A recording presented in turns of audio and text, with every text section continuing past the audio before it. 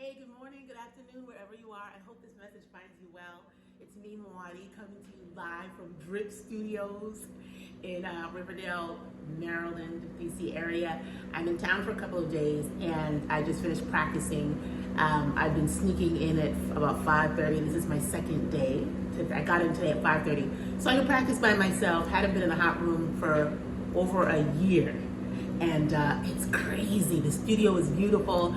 I wish I could give you a little bit of a tour. I might do that. I'm in here by myself, but I have my mask in my hand just in case somebody decides to show up unannounced. The next class is until 10, so I got some time. Anyway, I wanted to check in with you all, particularly those of you who are trying to create new changes in your life, to remind you to be on guard for other people projecting their fear onto you and allowing yourself to be stopped by what I call fear by proxy. My brother, Omekanga, is a political analyst, and among other things. And he was recently a guest on a show on a conservative news station. I'm not gonna name the station and I'm not gonna name the host because, Anyway, so he was on this show and did a great job. And a couple of days after he was on the show, a good friend of mine called me and said that one of her friends had seen him on the show and she wasn't sure that was him. So she was calling me to get confirmation. I was like, yeah, that was him. And she was like, she couldn't believe it was him. And the only reason why she even knew that he was on the show, she actually didn't see the show. She heard somebody else, another radio host, talking about Omekanga on that show and saying that he felt so bad for my brother. He was so, so uncomfortable to watch. And so my friend called to see how my brother was doing. I was like, he's chilling. Omekanga knew exactly what he was doing. He went on that show with an intention to get his message across to a certain audience. He had seen this host before. He knew how this host rolls. And so he wasn't fazed by the whole experience at all, in the least. And it accomplished exactly what he wanted to accomplish. And what I found was interesting was that this person said that the radio host said it was uncomfortable to watch. Now, he was uncomfortable to watch it. Omekanga wasn't uncomfortable. As I said, he knew exactly what he was getting into. And if you know anything about our background, our family history, what we've been through, that was nothing.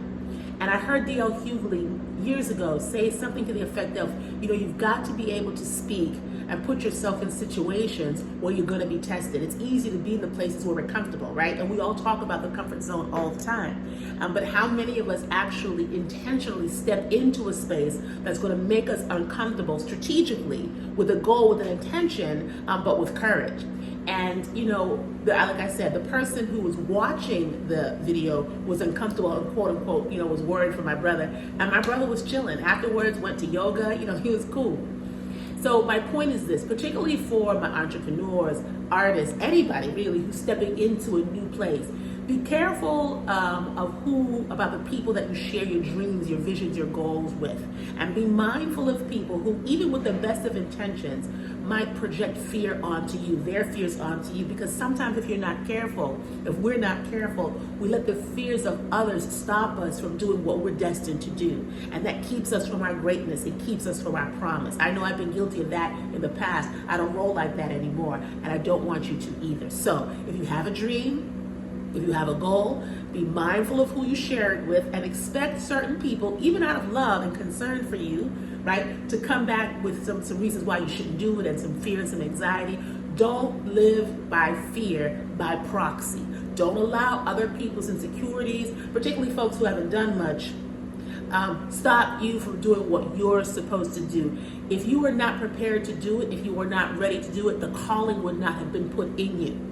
Will it be easy all the time? Absolutely not. Will it be difficult at times? Absolutely. But again, you're ready for it because it's in your mind. You're ready for the goal. You're ready for the vision. And if it's going to be easy, we don't always change in easy times. As a matter of fact, we tend not to.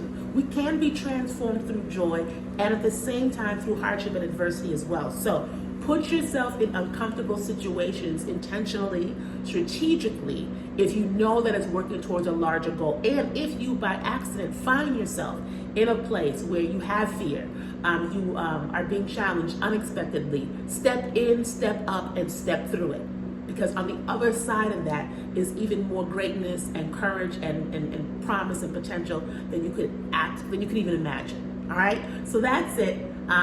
Is that anything else? No, I'm just sort so happy to be back in the studio. I'm only here for a couple of days, but I'm going to be in here every morning at 5:30 practicing by myself because it's the bomb. Okay? That's it. Listen, y'all. Peace out. Have a great day. Take care of yourself. Bye.